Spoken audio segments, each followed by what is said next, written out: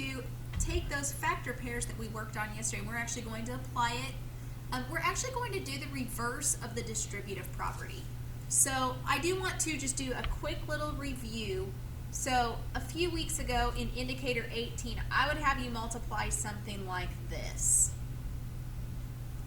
X plus 5 times x plus 3, and what we would have done is we would have distributed the x and got x squared plus 3x, x times 3, and then we would distribute the 5. And whenever we distribute the 5, we would get 5x plus 15, and then we combined our like terms, x squared plus 8x plus 15. So what we are actually going to do today, I don't know if you realize or recognize a pattern here. These two numbers here, the 3 and the 5, they add to 8, but they multiply to this 15. And so we are actually going to work backwards today. I'm going to give you the polynomial like this, the x squared plus 8x plus 15. Then we're going to use those factor pairs that we worked on yesterday to split up this number. And then we're going to use a concept of the greatest common factor that we did in indicator 19 to get to this. So we're going to work backwards today.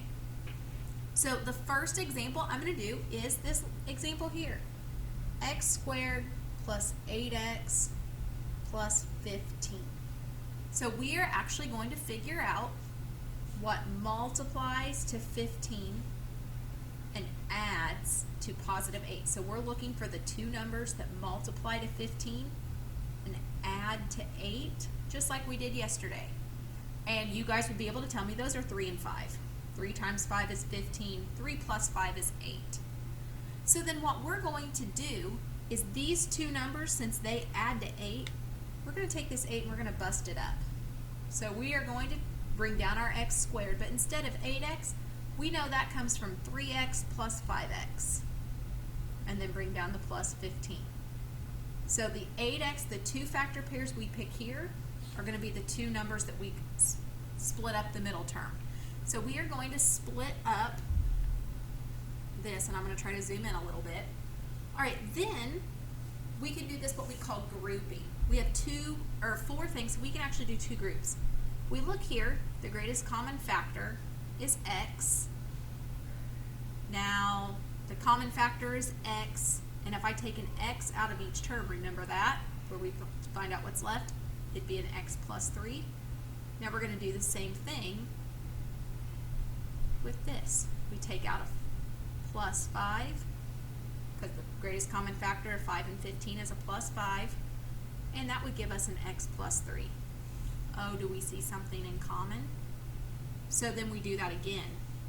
The thing that we see in common here is an x plus 3, and if we take those out, we would be left with an x and a 5. So the leftovers here are what are going to become our second factor. And there we have it. We call this factor by grouping. So this right here is where we do the grouping, and we find the greatest common factor of each part. All right, so are we ready to try another one? X squared minus 2x minus 24. All right, so we are going to, we always multiply to the last number, add to the middle number. So we're trying to figure out what multiplies to negative 24 and what's going to add to negative 2. So just like yesterday, if you have trouble doing your factor pairs, it's totally okay to list all the ways to multiply to 24. And we want the answer to be negative, so the bigger numbers are going to be negatives. We're going to figure out which one adds to negative 2, and it's this one. 4 times negative 6 is negative 24. 4 plus negative 6 is negative 2. So we are going to split that up. So instead of writing negative 2x, we are going to write plus 4x minus 6x minus 24. So then we are going to do a factor pair here. take out an x, and we'd be left with x plus 4. Now here, do you see they both have a negative? If that x is a negative, the greatest common factor is going to be negative 6.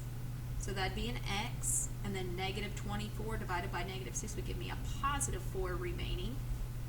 And one thing that you're going to notice is these parentheses should always match. So they each have an x plus 4 in common, and then the remainder, the x minus 6, becomes our second factor. X plus 4 is a factor, x minus 6 is a factor. And if we distribute this back out, we're going to get this. If I distribute the x, I'm going to get x squared minus 6x, which is there. And if I distribute the 4, I get 4x minus 24. And then you can go back and check your work. All right, so let's do one more on this page, and then I'll move on. All right, let's go with x squared plus 13x plus 36.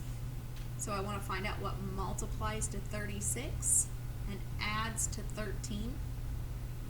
And we can make a list. 1 and 36 do not add to 13. What about 2 and 18? Those add to 20. We got 3 and 12. Those don't. But 4 and 9 add to 13. So here we go. 4 times 9, 4 plus 9. So then we can rewrite this as x squared plus 4x plus 9x plus 36. And then we take our groups. Common factor here is x, and we're left with an x plus 4. Common factor of 9 and 36 is a 9, and we're left with an x plus 4. So if we see those match, x plus 4 is one factor, and then if we take those out, the leftovers would be x plus 9. Alright, so let's try a couple more. Excuse me. Alright, so A, B, C. This is D. Can you see? Here we go. X squared minus x plus 56. Alright, so this time the number here is what we multiply to. Oh, can we make that a negative 56? You'll thank me later. Negative 56. We're going to add, if there's not a number there, that's a negative 1. And so we could have 1 and 56. It could be 2 and 28. It could be 4 and 14. Or it can be 7 and 8.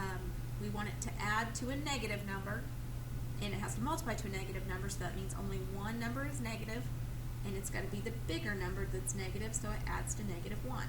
The only one that does that is 7 and negative 8. So these are the numbers that we're going to use to break up the middle. So we're going to have our x squared, but we're going to split that up into plus 7x and then negative 8x minus 56. So we look here. The common factor of these two is an x, and if I take that out, I would get x plus 7. Now on this side, if that's a negative, take out a negative, and you're left with x.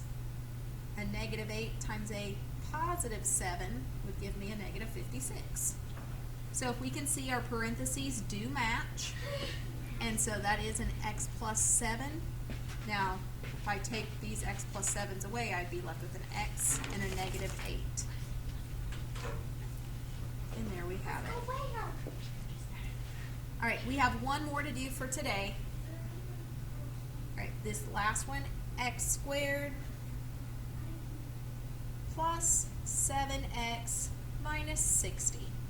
So we want to figure out what multiplies to negative 60 but adds to 7. And in this case, the answer would be a positive 12 and a negative 5. And the order of those does not matter. So I'll show you. You can even write the negative 5x first, and then the positive 12x minus 60. So this group here, the common factor is an x, and if I take an x out of each one, I'm left with x minus 5. Remember doing that in indicator 19? And then here, the greatest common factor is 12, and if I divide those both by 12, I come with x minus 5. So they both have an x minus 5 in common, and then the remainder would be an x and a positive, bring down a plus. And there we have it. So if you have any questions about the assignment today, don't hesitate to reach out by email.